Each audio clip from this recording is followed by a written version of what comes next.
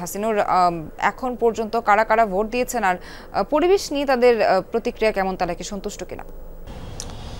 এখন পর্যন্ত দিয়েছেন বেশ কিছু কাউন্সিলরে ভোট দিয়েছেন। বিশেষ করে আমার মনে হয় সবচেয়ে বেশি ভোট পড়েছে এখন পর্যন্ত সি ক্যাটাগরিতে। এই ক্যাটাগরি থেকে মাত্র একজন, সি বা নাম্বার 3 ক্যাটাগরি যেটাতে, এই ক্যাটাগরি থেকে মাত্র একজন ক্রিকেটার বা একজন পরিচালক আসেন। খালেদ মাসুদ পাইলট এবং দেবব্রত পাল এই ক্যাটাগরি থেকে নির্বাচনে প্রতিদ্বন্দ্বিতা করছেন এবং এটা মূলত সাবেক ক্রিকেটার এবং সাবেক অধিনায়ক এবং যে বিভিন্ন ফেডারেশন সংস্থাগুলো আছে যেমন বিকেএসপি, ঢাকা বিশ্ববিদ্যালয়, সেই ক্যাটাগরির এইখানে আসলে ভোটার সংখ্যা বেশ বেশি এবং এই ক্যাটাগরির ভোটাররাই সবচেয়ে বেশি প্রাণবন্তভাবে উপস্থিত হয়েছেন।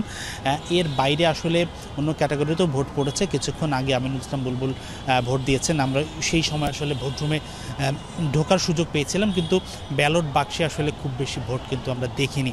জেলা বিভাগ ক্যাটাগরিতে খালি চোখে যেটা মনে হচ্ছে হয়তো 5-7টি ভোট পড়েছে এবং ক্লাব ক্যাটাগরিতেও খুবই কম ভোট পড়েছে এখন পর্যন্ত। তবে যেহেতু 4টা পর্যন্ত ভোটের সময় আছে, আশা করি আমরা দিন যত বাড়বে আরও ভোটারের সংখ্যা বাড়বে। তবে একটা জিনিস মাথায় রাখতে হবে যে এখানে কিন্তু বেশ কিছু পরিচালক বা বেশ কিছু ক্লাব নির্বাচন থেকে সরে দাঁড়িয়েছে। তামিম ইকবালের নেতৃত্বে একসঙ্গে 13 জন ক্লাব ক্যাটাগরি থেকে সরে দাঁড়িয়েছে। এর পরবর্তীতে আরও 3 জন পরিচালনা পরিষদ নির্বাচন থেকে নিজেদের প্রত্যাহার করেছেন এবং তাদের সমর্থিত যে ক্লাবগুলো আছে আমরা দেখেছি যে তারা তাদের দাবি দাবা মানা না হলে লিগ বন্ধের হুমকি দিয়েছেন। সেখানে প্রায় 46টা ক্লাব কিন্তু একমত হয়েছিল। তো উল্লেখযোগ্য পরিমাণ কিছু ভোটার কিন্তু ভোট দিতে নাও আসতে পারেন, সেই বিষয়টা মাথায় রাখতে হবে।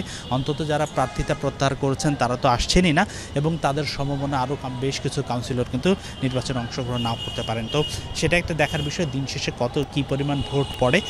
এছাড়া এখানে পরিবেশ তো উৎসব মুখর অবশ্যই, কিন্তু কাউন্সিলর যেই প্রতিক্রিয়া, আমি হাসানুজ্জামান ঝরু, তিনি একজন কাউন্সিলর, তার সঙ্গে কথা বলেছিলেন যে সাবেক ক্রিকেটার, এটা সাধারণ দর্শক থেকে শুরু করে সবাই বলছেন যে এক্সপেকটেশন ছিল ইলেকশন নিয়ে সবার অংশগ্রহণমূলক একটা নির্বাচন, সেটা আসলে পূরণ করতে ব্যর্থ হয়েছে এবারের বিসিবি ইলেকশন। 5 আগস্টের পরবর্তীতে আরও ভালো, আরও উৎসবমুখর, আরও অংশগ্রহণমূলক নির্বাচনের এই যে পলিটিক্সের কালিমা মুক্ত একটা নির্বাচন প্রত্যাশা করেছিলেন কাউন্সিলররাও, কিন্তু সেটা শেষ পর্যন্ত হয়নি।